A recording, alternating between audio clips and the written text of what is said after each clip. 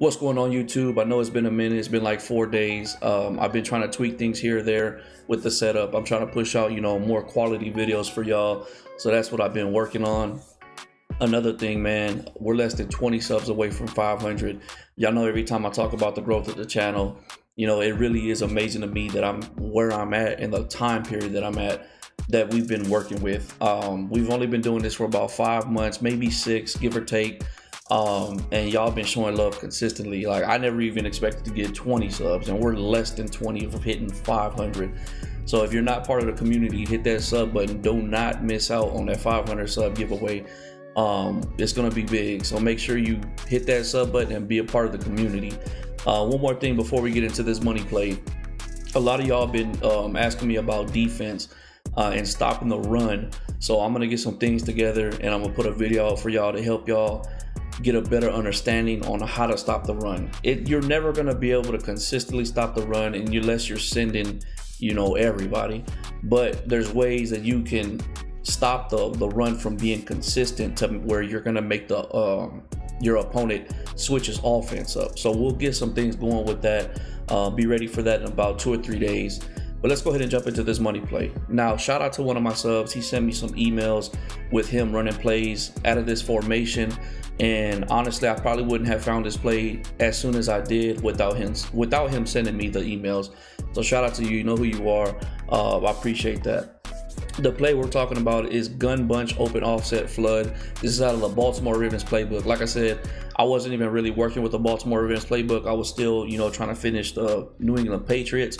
But he shot me the email. I went to go check it out, and I was really liking the play. So I'm gonna go ahead and work on this one. We're gonna get into the practice field, and I'm gonna show y'all how to set it up.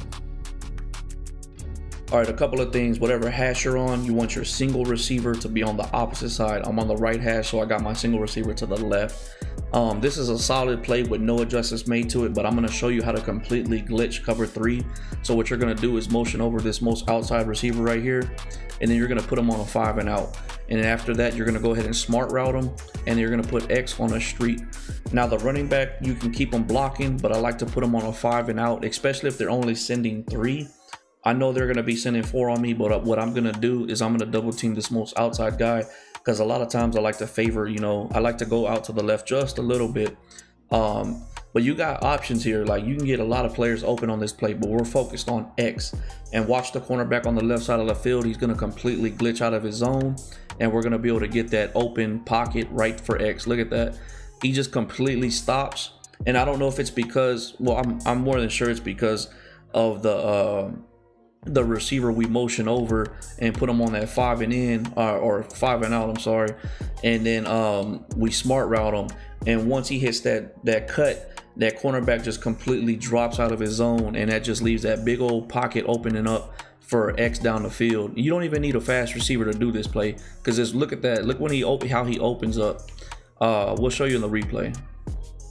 All right, let's pay attention to this cornerback right here. This is the guy that we're glitching out of the play. Just pay attention to what happens once that other receiver hits that like 15 and out. It's supposed to be like a 10 and out, but because he's backed up a few yards, it's more like a 15 and out. But once he hits that cut and the cornerback like sees it, he kind of glitches out of his zone, because he's supposed to keep dropping back. And just look at the pocket that's created right here. Yeah, the safety's kind of on me, but if I lead that ball out right like I do, there's nobody to my left side, and it's just an easy glitch play for a touchdown out of cover 3.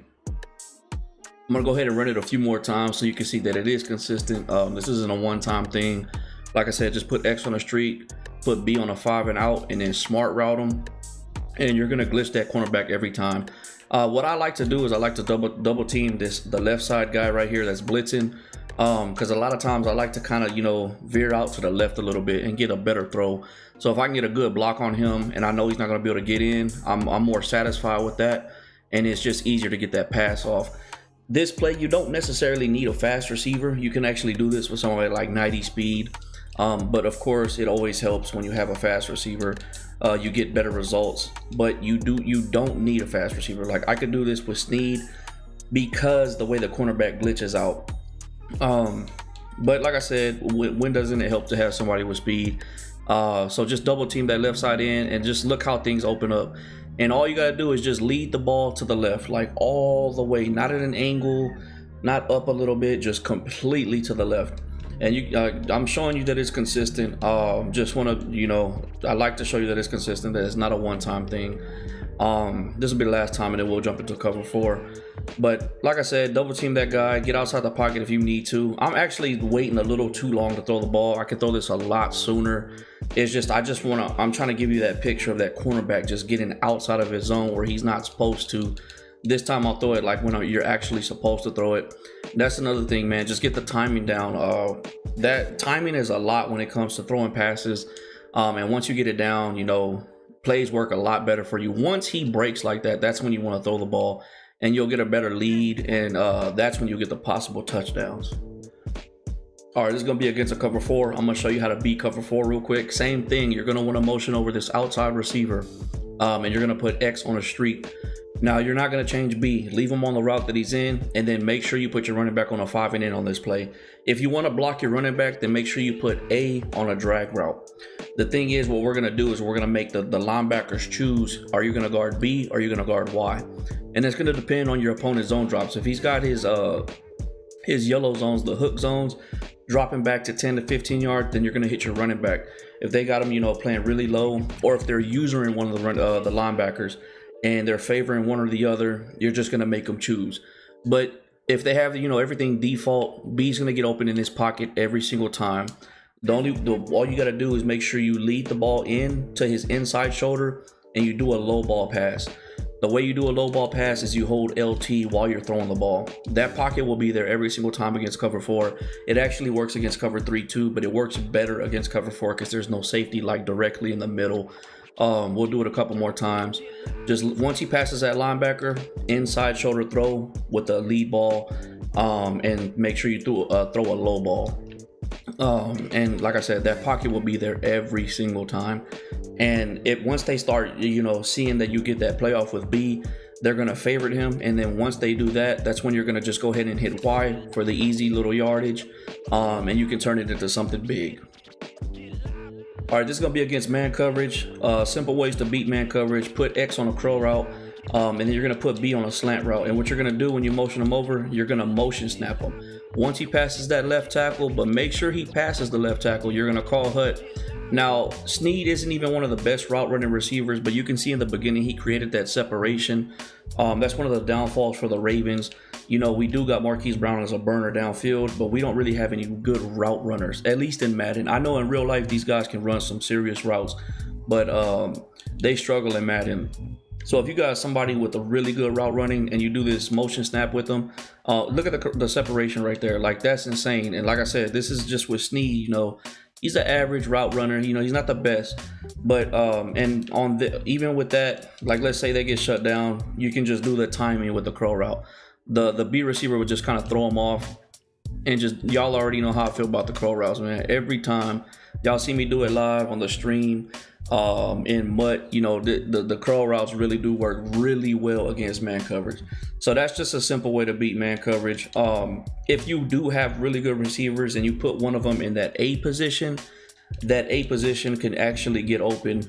I'll see if he can get open, but he's not the best route runner on the team. But there is times where you can get A open right here. Like I said, I don't like throwing that route when I'm this close to the sideline with him, but it does get open. It is effective if you have a really good route runner, especially somebody with like route tech ability. But just to make it simple, put him on a slant, put X on a curl, and then just motion snap him. Like I said, you see the separation it creates. Right there, he got caught up, but he still kind of beats him. That was a bad pass by me. I should let him pass that linebacker. The reason that linebacker's there in man coverage is because my running back's not going out for a route. Like, let's put my running back on a route real quick. We'll motion snap this guy, and then that linebacker won't be there anymore. You can see nobody in the middle of the field. Snead's struggling to get that separation, but you can see how it gets created. But that's how you beat man coverage out of this formation.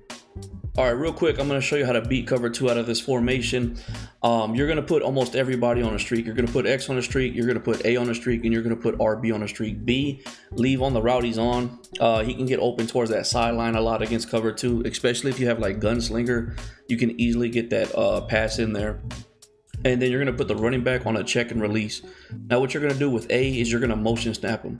Once he starts moving, you're going to call a hut. So once he starts moving right there, call a hut.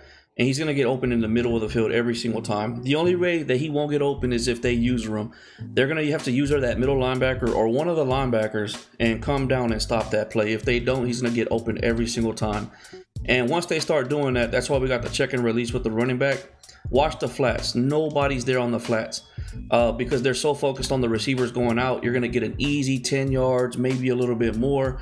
So that's just a quick way. I wanted to throw that in there so you know you can be able to beat cover 2 if you want to come out in the same formation.